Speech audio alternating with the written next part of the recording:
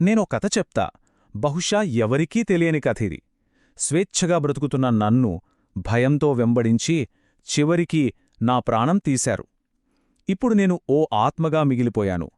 నా కథ నా గొంతుతోనే వినండి. అసలి కథే ఈ ప్రశ్నతో మొదలవుతుంది. నేనెవర్ని? ఇది కేవలం ఓ ప్రశ్న కాదు, నా ఉనికినే వాళ్లు లేకుండా చేశాక నన్ను నేను వెతుక్కుంటున్న ఆవేదన ఇది. అవును, నాది హత్యే. కాని ఈ విషయం ఎవ్వరికీ తెలీదు. ఎందుకంటే వాళ్లకదొక హత్యలా అనిపించలేదు. అందుకే నా కథను నేనే చెప్పుకోవాల్సొస్తోంది. ఆత్మగా మారిన నా కథ ఇది.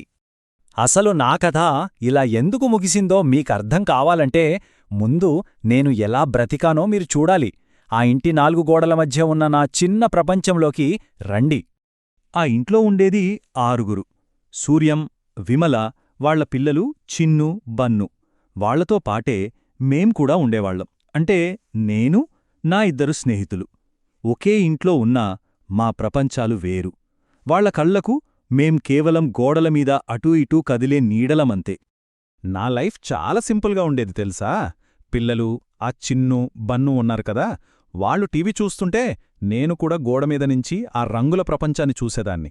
ఇక వాళ్లు పడుకున్నాకే నా అసలు జీవితం మొదలయ్యేది. రాత్రంతా నా స్నేహితులతో ఆడుకునేదాన్ని. పగలంతా ఒకటే భయం. వాళ్ల అలికిడి వింటే చాలు గుండె జారిపోయేది. నిశ్శబ్దంగా ఒక నీడలా బ్రతికేదాన్ని. కాని రాత్రయిందంటే చాలు ఆ ఇల్లంతా నాదే, పూర్తి స్వేచ్ఛ, నా ఇష్టం. అంతా బానే ఉంది అనుకున్నా. కాని ఆ సంతోషం ఎక్కువ రోజులు నిలవలేదు. ఆ ఒక్క రాత్రి నా ప్రపంచాన్నే తలక్రిందులు చేసేసింది. నా జీవితాన్ని ఒక పీడకలగా మార్చేసింది. సరదాగా ఆడుకుంటూ అనుకోకుండా చిన్ను గదిలోకి వెళ్ళాను. అంతే, నన్ను చూడగానే చిన్ను అమ్మా అమ్మా అని గట్టిగా కేకపెట్టింది.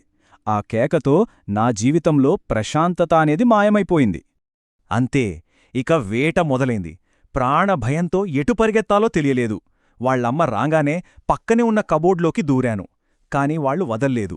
నన్ను బయటకు లాగడానికి సామాన్లు తీస్తుంటే ఇంకో కబోర్డ్లోకి పొరుగు. ఊపిరి కూడా సరిగ్గా ఆడలేదు. అక్కడ్నుంచి ఎలాగో తప్పించుకుని మంచం కిందకి దూరిపోయా. అయ్యో, నా మంచం ఎక్కేస్తుంది అని చిన్ను అరవడంతో ఇక నన్ను ఆ రూంలోంచి బయటకు గెంటేశారు. అయినా వేట ఆగలేదు, నా భయం ఆగలేదు. అప్పుడు వాళ్లమ్మంది, వదిలే, అదే పోతుంది, అది నిన్నేం చేస్తుంది అని. ఆ మాట వినగానే నాలో ఎక్కడో చిన్న ఆశ. నిజమే కదా, నేను వాళ్లనేం చేస్తానని ఇంత భయం. బహుశా వదిలేస్తారేమో అనిపించింది. కాని అది ఆశ కాదని, నా భ్రమే అని అర్థం కావడానికి ఎంతోసేపు పట్టలేదు. నా కథ ముగింపుకి వచ్చేసింది. ఎవ్వరికీ వినిపించకుండా, ఎవరికీ కనిపించకుండా ఓ నిశ్శబ్దమైన చావు. గది బయట డోర్మ్యాట్ ఉంది గదా, దాని కిందకి దూరాను. అంతే, వాళ్లమ్మొచ్చి నా పైనే కాలు పెట్టి తుడుచుకుని వెళ్ళిపోయింది. ఆ బరువుకి నా ప్రాణం నలిగిపోయింది. తర్వాత చిన్ను కూడా అంతే, నా ఊపిరాగిపోయింది. ఇక కదల్లేకపోయాను. చచ్చిపోయిందిలే అనుకుంటూ ఒక చీపురు తీసుకొచ్చింది. చెత్తను ఊడ్చినట్టు నన్ను గట్టిగా బయటికి విసిరేసింది. అసలు నాలో ప్రాణం ఉందో లేదో అని కూడా చూడ్లేదు. గాలిలో నా శరీరం అలా ఎగిరి గోడకు తగలగానే ఆ క్షణంలో నా ఆత్మ నా శరీరం నుంచి విడిపోయింది. అన్నిటికన్నా దారుణమేంటో తెలుసా? కనీసం బ్రతికున్నానో లేదో అని ఒక్క సెకను కూడా చూడలేదు. నా అసలు ఉనికే లేనట్టు తలుపు మూసేసుకుని లోపలికెళ్ళిపోయారు. ఇప్పుడు నాకు శరీరం లేదు, కాని నేనున్నాను ఒక ఆత్మగా. వాళ్ళు ఏం చేస్తున్నారో చూస్తూ, వాళ్లకి వినిపించని గొంతుతో నా బాధను చెప్పుకుంటూ అక్కడే ఉన్నాను. ఒక ఆత్మగా నేను వాళ్ల వెనకే లోపలికి వెళ్ళాను. బయట నా చనిపోయిన శరీరం గోడ పక్కన పడి ఉంది. వీళ్లేమో లోపల అసలేమీ జరగనట్టే ప్రశాంతంగా కూర్చుని అన్నం తింటున్నారు. అంత మామూలుగా ఎలా ఉండగలిగారు? అది చూస్తుంటే నాకొకటే ప్రశ్న. చెప్పండి, నేనేం చేశానని నన్ను చంపేశారు? అసలు వాళ్లకి ఏ హాని చేయని నన్ను, వాళ్ళని చూస్తేనే భయపడి పారిపోయే నన్ను ఎందుకు చంపేశారు? అంటే నేనా ఇంట్లో ఉండటమే నేను చేసిన నేరమన్నమాట. నిజానికి నేను వాళ్ళకి సాయమే చేస్తున్నా. ఇంట్లో ఉన్న సాలెపురుగులను తింటూ ఆ ఇంటిని శుభ్రంగా ఉంచుతున్నాను. అయినా నన్ను చంపడానికి వాళ్ళకి మనసెలా వచ్చింది? ఈ మనుషులు చాలా విచిత్రం కదా. ఎక్కడో టీవీలో కనపడిన వాళ్లకోసం కన్నీళ్లు పెట్టుకుంటారు, అయ్యో పాపమంటారు.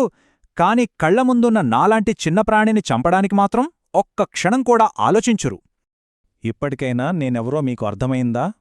అవును, మీ ఇళ్లల్లో గోడల మీద కనిపించే బల్లినే నేను. ఏ కారణం లేకుండా మీరు భయపడి చీపురుతో కొట్టే ఆ జీవినే నేను. చివరగా ఒక్కటే అడుగుతున్నాను, నాలాంటి ఎన్నో జీవాలని రోజూ చంపేస్తూనే ఉంటారు. దాన్ని ఎవరూ హత్య అనుకోరు. నా ఈ కథ విన్న తరువాతైనా నా ఆత్మ పడుతున్న ఈ బాధ మీకు అర్థమైందా?